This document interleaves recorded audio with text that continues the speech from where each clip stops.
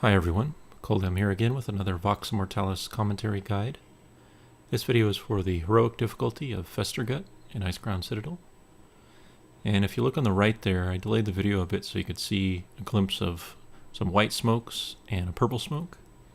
There's actually 4 white smoke positions and 1 purple smoke in the center. And I'm including an image here, which is taken from our strategy thread. But basically it illustrates the 4 dots are in equidistant positions of a square, and they coincide with the outside edge of the inner circle. So that purple smoke is the center of the circle, and the circle is a 14-yard diameter, so meaning from the center to any outside edge of the circle is a 7-yard radius.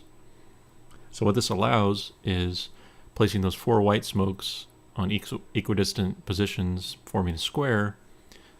Then our 4 range players, which are actually 2 healers and 2 range DPS, can each stand on one of those 4 positions, and the player with the spore cast on them can stand in the center position and be within the 8-yard explosion radius of that spore and give everyone inoculated.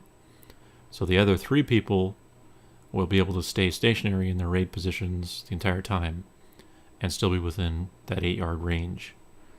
And it also actually helps in that the distance between any 2 points on the square, so basically any of those 4 white smokes, is actually less than the AE range of vial gas.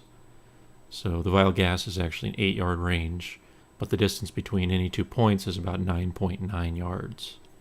So again, as long as everyone on those 4 squares stays stationary, the only person that ever has to move is the person with gas spore who goes to the center. Any of the outer positions will never be within vial gas range of each other. So as long as the spore person moves quickly, vial gas will only hit one person at any given time. So this was just something that we set up when we were learning this fight on heroic to get our first kill, because the DPS check is really severe and we needed to maximize the chance that ranged DPS could stay still. So this allowed only one person to have to move for gas spore instead of the entire raid stacking up. And other than that, we have our melee positions, as you can see here, and we face the melee and the tank, and therefore Festergut at a 90-degree angle to Putricide, who's on the top right there, overlooking the raid. And this allows you to watch for goo. Let me interrupt here. So you can see this red circle that's coming out from me. This is from a mod called AVR, and they've been working with bigwigs to include some basically overlay information. It will create shapes on your screen, and you can create custom ones, which we've used a lot for figuring out distances and what we actually used to originally set up our positions on this fight. Anyway, so the main change on this fight is Putricide will overlook the raid, as you can see there at the top, and he'll occasionally throw malleable goo, which acts exactly like the version that he uses in Putricide's normal encounter.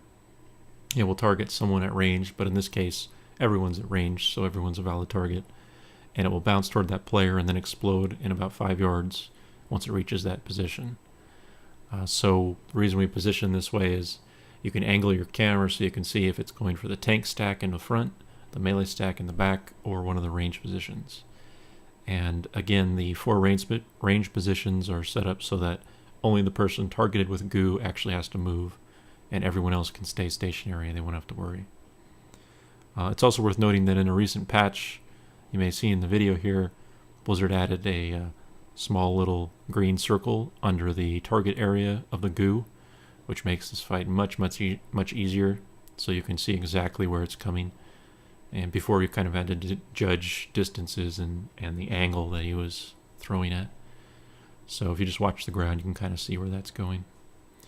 And other than that, you just need to maximize your healing. The tank damage is very severe, so use cooldowns and armor potions.